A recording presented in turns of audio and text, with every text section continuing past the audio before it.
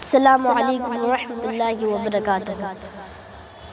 سب سے پہلے آقا نامدار، مدینے کے تاجدار، دونوں عالم کے مالک و مختار جناب رسول اللہ محمد صلی اللہ تعالی علیہ وآلہ وسلم کی بارگاہ رسالت میں درود و سلام کا نذرانہ پیش کریے۔ پڑھیے بآواز بلند، اللہم صلی علی سیدنا و شفیعنا و قریبنا و مولانا محمد معدن الجود والکرم وآلہ وبارک وسلم۔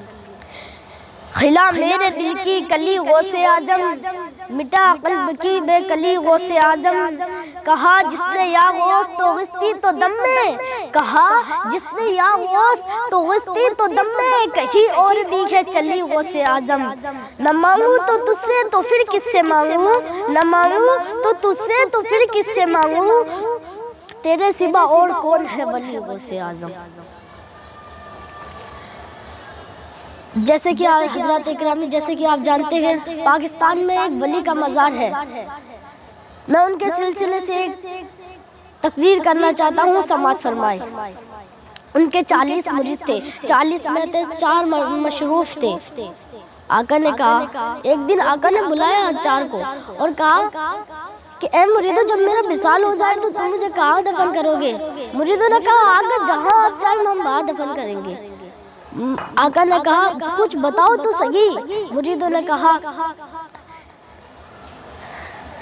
میں قبرستان میں دفن کروں گا۔ دوسرے نے کہا، میری جنگل کی زمین خالی پڑی ہے، میں اس میں دفن کروں گا۔ تیسرے نے کہا، میری دکان خالی پڑی ہے، میں اس میں دفن کروں گا۔ چوتھے نے کہا، میرا مکان خالی پڑا ہے، میں اس میں دفن کروں گا۔ آقا نے کہا نہیں۔ تو پھر مریدوں نے کہا، پھر آقا کہاں دفن کریں گے؟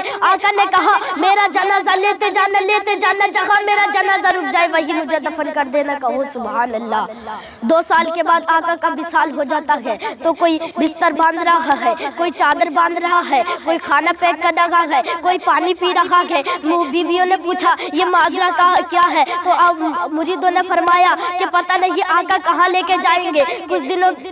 تھوڑی دیر کے بعد 4 مرید جنازے کو اٹھاتے ہیں اور لے چلتے ہیں۔ ایسی ہوتے ہوتے 1 دن تک چلا، جنازہ نہ رکا۔ 2 دن تک چلا، جنازہ نہ رکا۔ 3 دن تک چلا، جنازہ نہ رکا۔ 4 دن تک چلا، جنازہ نہ رکا۔ ایسے ہی ہوتے ہوتے 1 مہینے تک چلا، جنازہ نہ رکا۔ 2 مہینے تک چلا، جنازہ نہ رکا۔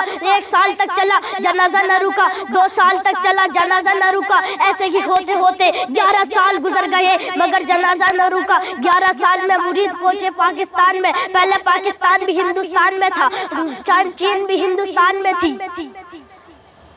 پاکستان میں پہنچے، مریدوں نے کہا کہ یہاں پہ تو کوئی پانی کی پینے کی جگہ بھی نہیں ہے۔ دوسرے نے کہا، چلو ڈھونڈو تو صحیح، کہیں پانی کا کنواں مل جائے تو ٹھیک ہے۔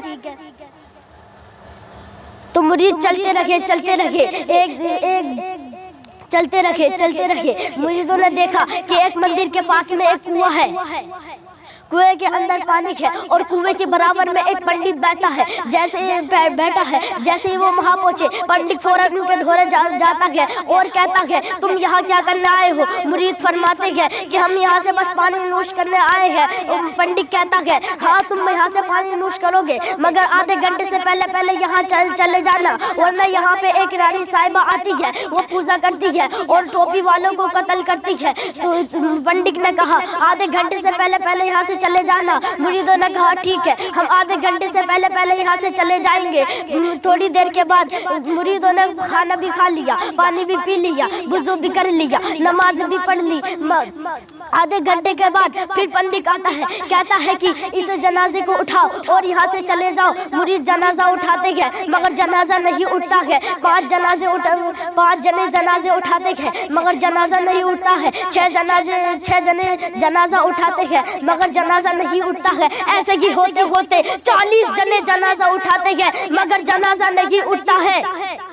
پنڈت نے کہا، یہ ہو کیا رہا ہے؟ پنڈت بیچارہ بتیرا پڑھ رہا ہے، بتیرا پھونک رہا ہے مگر کچھ اثر نہیں ہو رہا ہے۔ تھوڑی دیر کے بعد رانی صاحبہ آ جاتی ہے اور کہتی ہے، اے پنڈت یہ کیا ہو رہا ہے؟ اے پنڈت یہ کیا ہو رہا ہے؟ اے पंडित یہ کیا ہو رہا ہے؟ पंडित نے کہا ارے میڈم ہم نے تو بتیرا کر لیا، اب آپ کی باری ہے، آپ آ جائیں اس جنازے کو اٹھانے۔ رانی صاحبہ نے کہا سپاہیوں اس جنازے اٹھا کے ایک طرف ڈال دو، مگر سپاہی بھی کیا کرتے بیچارے سے ان سے بھی نہیں اٹھتا ہے۔ ایک بار بابا سے بلند کہے سبحان اللہ، ان سے بھی نہیں اٹھتا ہے۔ پھر 5 جنے اٹھاتے ہیں، ان سے بھی نہیں اٹھتا ہے۔ رانی نے کہا کہ اب ہاتھی منگا جائے، ہاتھی منگایا گیا، 4 ہاتھی منگائے، 4 ہاتھی کے پیروں میں زنجیر باندھی گئی اور ان زنجیر کو جنازے میں باندھی گئی۔ جیسی ہاتھی کو چلایا گیا زنجیر ٹوٹ کر 70 حصوں میں ہو گئی، مگر جنازہ تو اٹھنے دور کی بات، ایک پایا نہ ہلا، ایک پایا اس کا نہیں ہلا۔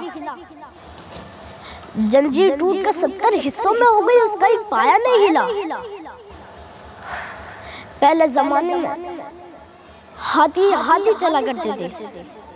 ہاتھی وہ جانور ہے جو جنگل کا سب سے طاقتور جانور ہے، جنگل کا سب سے طاقتور، مگر اس ہاتھی سے بھی کچھ نہیں ہو پایا۔ پورا جنازہ اٹھنے کی تو بات دور رہی، پورا جنازہ اٹھنے کی تو بات دور ہے، اس کا ایک پایا تک نہیں ہلا۔